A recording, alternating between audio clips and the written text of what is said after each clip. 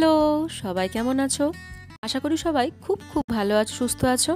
আমিও খুব ভালো আছি। বং ইন মাউন্টেনের আরও একটা নতুন ব্লগে তোমাদেরকে অনেক ওয়েলকাম। তো আমার আজকে সারাটা দিন কেমন কাটলো সেই ভিডিও আমি তোমাদের সবার সঙ্গে শেয়ার করব। আজ রবিবার, ছুটির দিন, আর আজকে অনেক দিন পর রাবাংলার ওয়েদার কিন্তু বেশ সুন্দর, বেশ রোদ উঠেছে।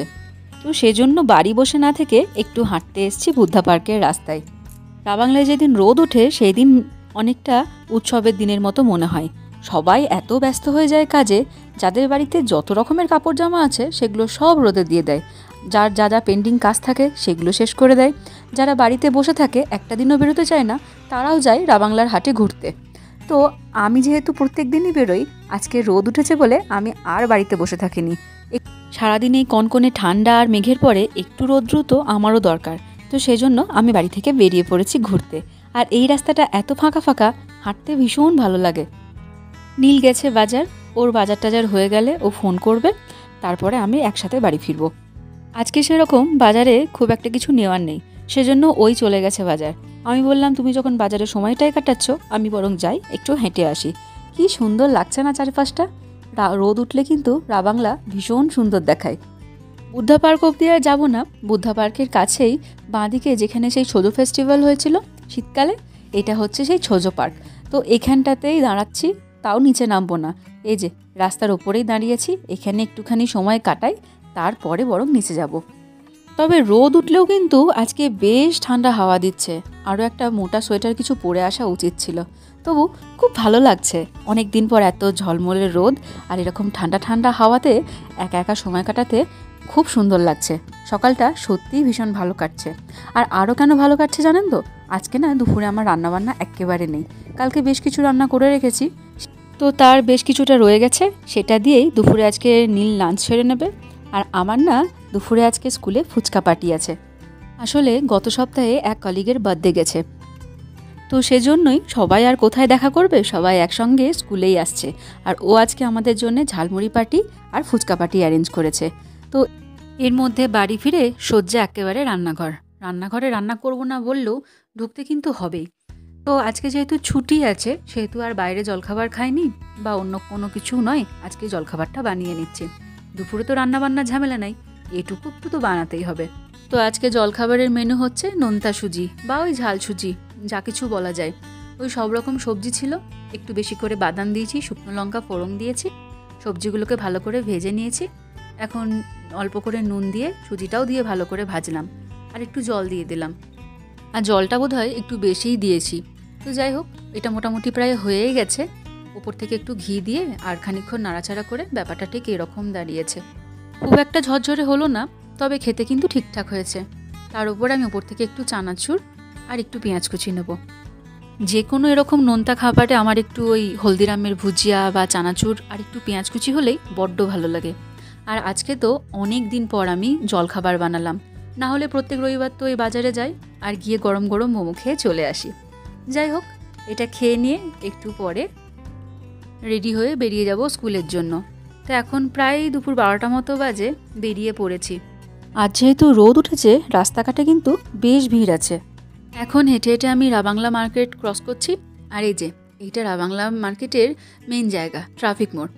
রাবাংলা তো খুব ছোট্ট জায়গা, তাই মার্কেটটা শুরু হতে না হতেই প্রায় শেষ হয়ে যায়। চলুন, এরপরে আস্তে আস্তে স্কুলের কাছে পৌঁছেও গেছি। অন্যদিন স্কুলের বাচ্চাগুলো থাকে বলে বুঝতে পারি না, আজকে যেহেতু বাচ্চাগুলো নেই, পুরো স্কুলটা কীরকম খাঁ করছে দেখুন। তো যাই হোক, এর মধ্যে স্কুলে পৌঁছেও গেছি, আর আমার আসার আগে অনেকে এসে পৌঁছেও গেছে আর ঝালমুড়ি বানানো শুরুও করে দিয়েছে। কত কি যে দিয়েছে, আর এরা না ভীষণ সুন্দর করে ঝালমুড়ি মাখে। আমরা যেরকম ঝালমুড়ি খেয়ে অভ্যস্ত সেরকম কিন্তু একেবারে নয়।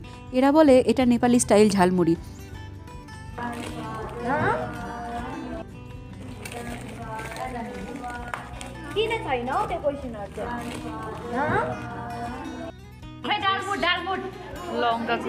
আর ঝালমুড়ি মানে সে তো মারাত্মক ঝাল দেয়।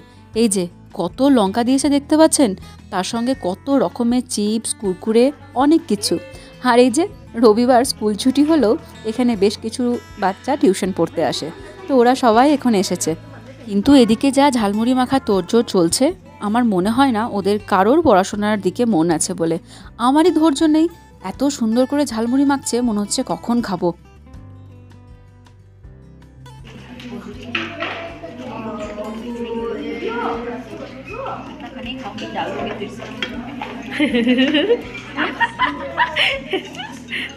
তো এই ঝালমুড়ি পর্ব মিটলে তারপরে শুরু হবে ফুচকা পার্টি। একজন ফুচকা ভেজে নিয়ে এসছে, আর টক জলের ব্যবস্থাটা এখানেই করা হবে, আর একজনে আলু মেখে নিয়ে এসছে। এই যে আমরা সবাই এরকম করে ঝালমুড়ির মতো করেই ঠোঙা বানিয়ে নিচ্ছি, বা এক্সট্রা প্যাকেট যে যেখানে পাচ্ছে নিজেদের মতো করে ঝালমুড়ি নিয়ে নিচ্ছে।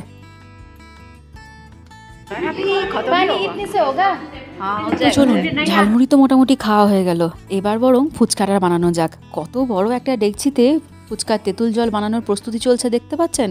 সবাই মোটামুটি হাত লাগিয়েছে। তবে কি করলো জানেন, আমি তো এরকম ফুচকা কখনো খাইনি। এখানে যেহেতু ঠান্ডা, ওমা বারণ করতে করতেই গরম জল ঢেলে দিল। গরম জলেরই ফুচকা তৈরি করবে এরা। তেঁতুল জলটা গরম জল, আমি তো বুঝতেই পারছি না সেটা কেমন খেতে হবে। আমি অনেক কিন্তু করলাম, তারপরে আমাকে সবাই অনেক করে বোঝালো যে গরম জলের ফুচকাটাও নাকি বেশ ভালো, এটাতে নাকি খুব ভালো ফুচকা হজম হয়ে যায়। দেখা যাক, খেয়ে দেখি।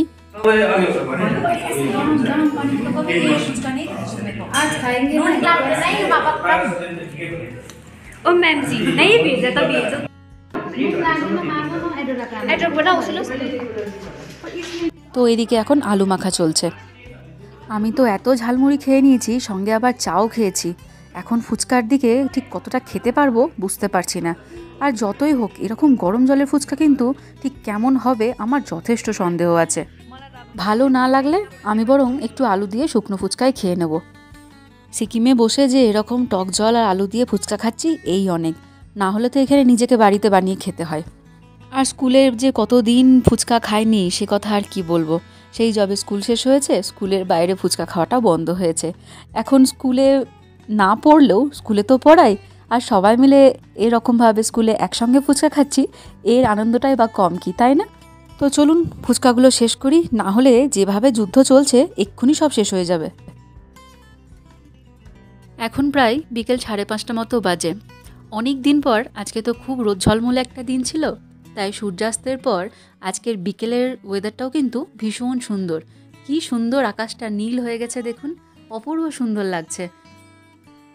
সবে সবে সূর্য অস্ত গেছে, এখনও আকাশে ছেঁড়া ছেঁড়া মেঘ, আর ওই যে দূরের পাহাড়গুলোতে একটু একটু করে ছোট ছোট লাইটগুলো জ্বলে উঠছে। দু একটা করে পাহাড়ি বাড়িগুলো আছে, তারা সবে সবে সন্ধ্যেতে বাড়ির লাইটগুলো জ্বালছে, অপূর্ব সুন্দর লাগে। তবে হাওয়া দিচ্ছিল তো বেশিক্ষণ আর দাঁড়ায়নি। সন্ধেবেলায় বসে পড়েছি চা, আর বাজার থেকে ফেরার সময় নিয়ে এসেছিলাম গরম গরম জিলাপি, আর তার সঙ্গে একটু চানাচুর। কারণ এখন আমার বেশ কিছুটা এনার্জির দরকার। এই যে চাটা খাওয়া হয়ে গেছে, সন্ধেবেলায় বসেছি এরকম একটা ভুলভাল কাজ নিয়ে। সকালে তো আমি বাজার যাইনি, নীল বাজার গিয়েছিল। আর কি করেছে দেখুন, মটরশুঁটি, বিনস আর এরকম ঢেঁড়স একসঙ্গে মিশিয়ে নিয়ে এসেছে। এখন বাছো বসে বসে, কি আর করা যাবে। কাল থেকে তো আবার স্কুল, আজকে যদি বেছে আলাদা আলাদা করে না রাখবো তাহলে রান্না করার সময় আমারই অসুবিধা হবে। তাই টিভি চালিয়েছি, আর খাটের ওপর একটা কাগজ পেতে বসে এখানেই মটরশুঁটি ছাড়াতে আরম্ভ করেছি। এত কষ্ট করে যখন এগুলো আলাদা করলাম আর মটরশুঁটি ছাড়ালাম, তাই রাত্রে ডিনারে আজকে মটরশুঁটির কচুরি করবো বলে ঠিক করলাম। আর এই যে এটা একটা নতুন জিনিস, মানে আমার কাছে না, হয়তো আপনাদের কাছে, ছুরপি। ওই আমাদের যেরকম ছানা হয়, এখানে অনেকটা ওরকমই খেতে, কিন্তু একটু টক টক। তো এটাকে এরা ছুরপি বলে। এখন তাড়াহুড়োতে আর ভিডিও করতে পারলাম না। খেতে কিন্তু ভীষণ সুন্দর লাগে, তবে গন্ধটা বড্ড স্ট্রং, অনেকের পছন্দ নাও হতে পারে। তো পরে আবার যখন একদিন বানাবো তখন রেসিপিটা শেয়ার করব। দেখতে ভীষণ সুন্দর হয়, আর শুধু সাদা ভাতে খেতেও দারুণ লাগে। এটা এখানকার লোকজন অনেকটাই আচারের মতো করে খায়। এদিকে ছুরপিটা হচ্ছে, এটা কালকে সকালে ভাত দিয়ে খাবো। আর এখানে ওই মটরশুঁটি কচুরির জন্য পুরটা বানিয়েছি। আজকে কচুরিটা শুধু ময়দা দিয়ে বানাবো না, একটু আটা আর ময়দা একসঙ্গে মিশিয়ে ময়দা মাখা আছে, ওটা দিয়েই বানাবো। তো এর মধ্যে ডিনার টাইম হয়েই গেছে, একা হাতে কচুরি বানাতে বানাতে আর ভিডিও করতে পারিনি। তো আজকে রাত্রে ডিনারে হচ্ছে এই আটা ময়দা মেশানো একটা মটরশুঁটির কচুরি, আর তার সঙ্গে ফুলকপির তরকারি। তো চলুন এবার ডিনারটা সেরে নিই। আজকের ভিডিওটা তাহলে এখানেই শেষ করছি। পরে আবার একটা কোনো ভিডিও আপনাদের সঙ্গে দেখা হবে, কথা হবে। ততক্ষণের জন্য সবাইকে টাটা।